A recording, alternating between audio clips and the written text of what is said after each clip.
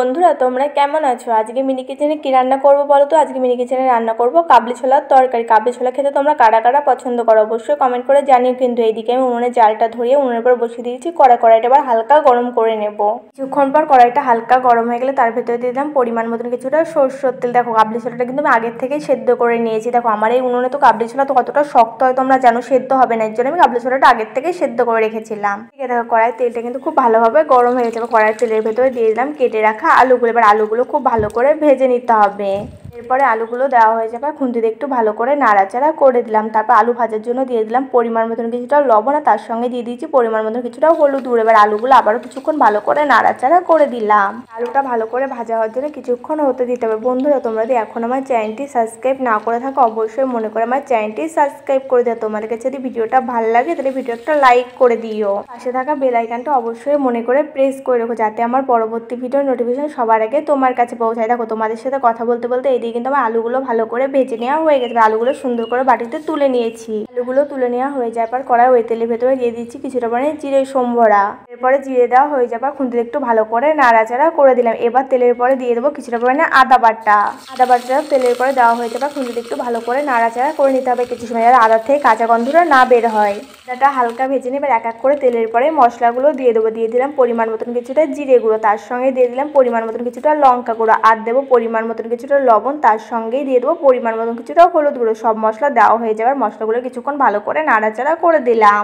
সবই তো প্রায় গুঁড়ো মশলা দিয়েছি, এর জন্য মশলাগুলো ভালো করে কষানোর জন্য মশলার ভিতরে দিয়ে দিলাম অল্প পরিমাণে জল। এবার মশলাগুলো খুব ভালো করে কষিয়ে নেবো কিছু সময়।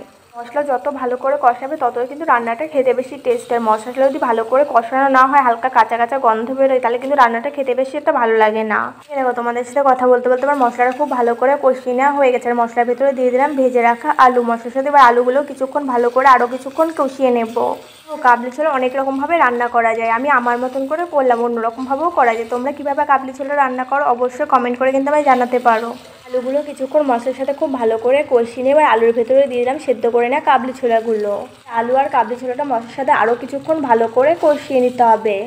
তোমাদের কাছে আজকে মিনি কিচেনের কাবলি ছোলাটা রান্না করাটা কেমন লেগেছে অবশ্যই কমেন্ট করে কিন্তু জানাতে ভুলবে না। কাবলি ছোলা বেশিরভাগ না লুচির সাথেই খেতে বেশি ভালো লাগে। কাবলি ছোলার তরকারিটা কিন্তু খেতে হয়েছিল খুবই টেস্টি। দেখো আলু আর কাবলি ছোলাটা আমার মশলার সাথে খুব ভালো করে কষিয়ে নেওয়া হয়ে গেছে, তোমরা তো কালার দেখে বুঝতেই পারছো। তাহলে দেরি করছো কেন? তোমরা বাড়িতে তাড়াতাড়ি করে এরকম সুন্দর কাবলি ছোলার তরকারি বানিয়ে ফেললো। মশলার সাথে সব কিছু ভালো করে কষিয়ে নেওয়া হয়ে গেছে। এবার দিয়ে দিলাম আমি পরিমাণ মতন জল কাবলি ছোলার তরকারির ভেতরে। জল দেওয়া হয়ে যাবে, এবার তরকারিটা কিছুক্ষণ হতে দিতে হবে। আমি কাবলি ছোলাগুলো তো আগের থেকে সেদ্ধ করে নিয়েছিলাম, এর জন্য খুব বেশি একটা জল দিই নেই, যেটুকু জল দিয়েছি এতেই রান্নাটা হয়ে যাবে। আর মিনি কিচেনের উনুনটা না মাঝে একটু জল ছিল না, কিন্তু এখন আবার খুব ভালো জ্বলছে, তোমরা দেখে বুঝতেই পারছো। আর আমার যে ছোটো উনুনটা ছিল না ওটা ভুলবশত আমি ভেঙে ফেলেছি। বাড়ির দোষে উনুনটা ভেঙে গেছে, মা বলেছে আবার নতুন করে বানিয়ে দেবে, দেখি কবে বানিয়ে দেয় মা। ঠিক আছে, দেখো তোমাদের সাথে গল্প করতে করতে তরকারিটা কিন্তু ফুটতেও শুরু করেছে। তরকারি কালারটা এসে কত সুন্দর দেখেছো? তোমাদের কার কার দেখে খেতে ইচ্ছা করছে বলো তো আমাকে। তোমরা চলে এসো, আমি মিনি কিচেনে তোমাদের অনেক কিছু রান্না করে খাওয়াবো।